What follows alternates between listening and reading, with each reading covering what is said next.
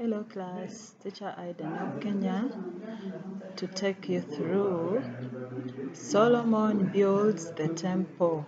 That is our subtopic for today. We have been looking at the third king of Israel, and that is Solomon.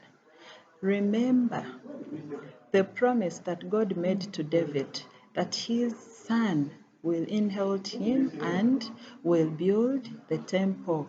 And this is the time to look at Solomon and the preparations he made to build the temple.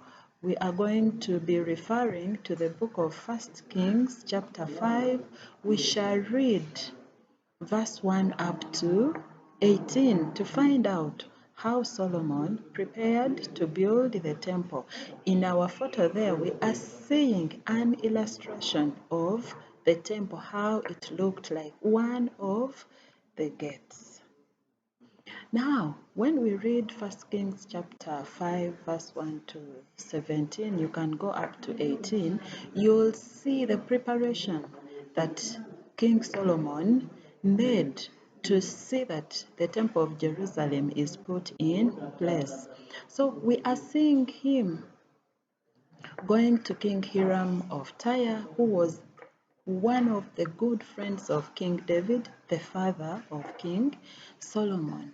And when Hiram heard that Solomon had succeeded David as the king, he sent ambassadors to Israel to meet with King Solomon. So when Solomon received Hiram and his proposal congratulating him for having become the king of Israel and the idea of building the temple for the God of Israel, Hiram was so glad. And Solomon also sent back a message. Some of the words read that, you know that because of the constant wars that my father David had to fight against the enemy countries all around him, he could not find time to build the temple for God. So he had asked God to give him victory over his enemies. But now the Lord has given peace on all the borders of Israel. I have no enemies, so there is no danger of attack. So Solomon continued to tell Hiram how God had promised his father that one of his sons would become king after him, and he was the one to build the temple for the God of Israel. Now Solomon tells King Hiram of Tyre that he has now decided to build the temple of worship for the God of Israel. Solomon asked, when we read chapter 5 of 1 Kings, he asked the king of Tyre, that is Hiram, to send his men to Lebanon to cut down cedar trees so that he would use them to build the temple of Jerusalem. And Solomon promised to pay the men whatever they would decide on. Solomon also, he informed Hiram that the men of Israel could not cut down the trees. So Hiram was the one to send people from Tyre to go to Lebanon, and they would get the cedar and pine logs for King Solomon. This made Hiram extremely happy or pleased when he received this message. So we are seeing him praising the God of David and praising him for having selected Solomon to be the king of the great nation of Israel. So when you continue reading that chapter, after Hiram receiving this message, he sent his men to go to Lebanon, and they started cutting the cedar and pine logs. And he even promised Solomon that the men would haul the logs from Lebanon to the sea, and they would separate them such that it would become so easy for the men of Israel who were serving in the labor camps to come and take them to Israel. But Hiram told Solomon that he was to grant or to provide food to the royal household of Hiram, those men who were to cut the trees from Lebanon. So we are seeing Solomon continuing to supply food and all the oil that these men wanted. And Hiram also was a good man. He kept on supplying all the cedar and pine logs that were required by Solomon until when the Temple of Jerusalem was completed. So Hiram, we are seeing Hiram receiving 20,000 cores of wheat as food for his men, those men who were cutting the logs from Lebanon. And then 20,000 bath of or jerrycans of pressed olive oil. Now, today, let us talk about jerrycans of oil, cooking oil, but these ones they were using olive oil. And let us talk about sacks of wheat. This is what Solomon provided to the men who were cutting the cedar and pine logs in Lebanon. So Solomon continued to do this year after year. Remember, we said that Solomon spent 13 years building the temple of Jerusalem for God. When you look at this photo, it is an illustration showing us how the temple was being built.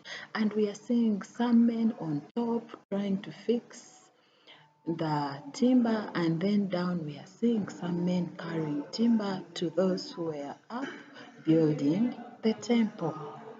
Now, when we look at Hiram and Solomon during the building of the temple, the peaceful relations between Hiram and Solomon continued. And we are seeing the two of them making a treaty or an agreement. And this agreement contained the element of Hiram continuing to supply cedar and pine trees or logs to Solomon. And Solomon was to pay tribute to Hiram of Tyre.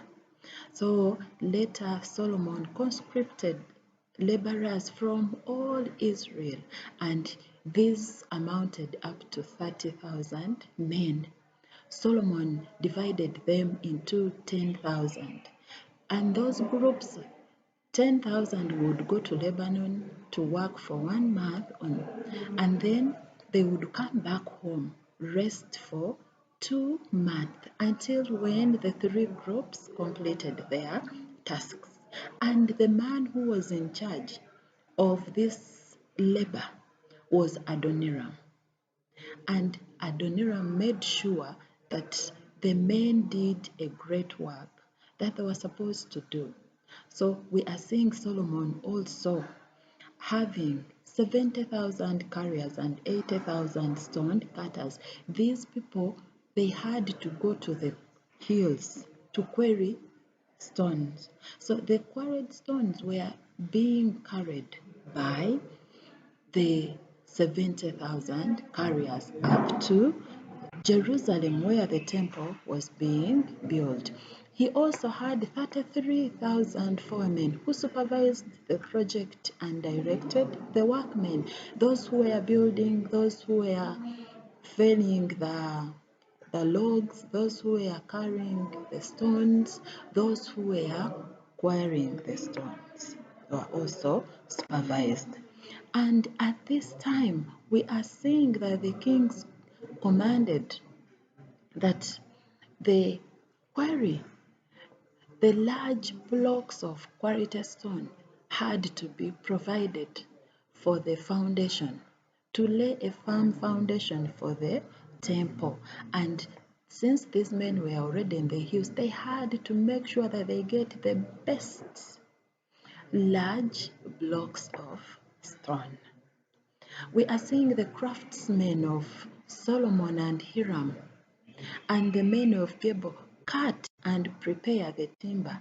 and the stone for the building of the temple. Solomon used the best material for the temple of Jerusalem. And history has it that there is no building that has ever been built in this world compared to the temple of Jerusalem. So please go and read First Kings chapter 5 verse 1 up to 18. Remember, I told you need to have this story in your head, because if they tell you to narrate, to give an account of how Solomon prepared for the building of the temple of Jerusalem, you don't put there your own words. You narrate, you tell the story the way it is presented in First Kings chapter 5. Now, having discussed all that, I want to give you this assignment that you're supposed to do. Please get a book. Just have one book where you're doing all these assignments. How did Solomon sin against God during the construction of the temple? And our reference is 1 Kings chapter 5 verse 1 to 18. To give you a lead to this question, read this chapter and then find out the things that Solomon did which were against the code of conduct for the kings of Israel. Then you write your ideas. Do not forget to paragraph your work. Do not forget that. May the good Lord bless you. Bye for now.